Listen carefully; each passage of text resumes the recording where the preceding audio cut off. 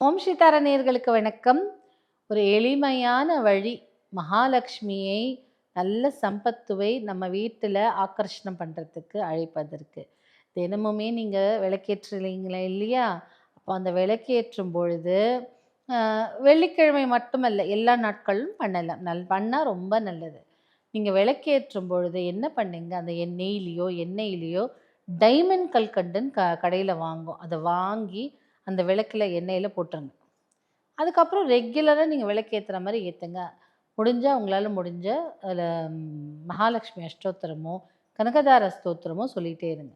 அப்ப அன்னைக்கு ஒரு ஒரு வாட்டி சொன்னா போதும். இல்ல வெள்ளி செவ்வாயில சொன்னா கூட போதும். ஆனா விளக்கேற்றும்போது டைமண்ட் கல்கண்டு போட்டு ஏற்றும்போது லக்ஷ்மி கடாட்சம் உண்டாகும்.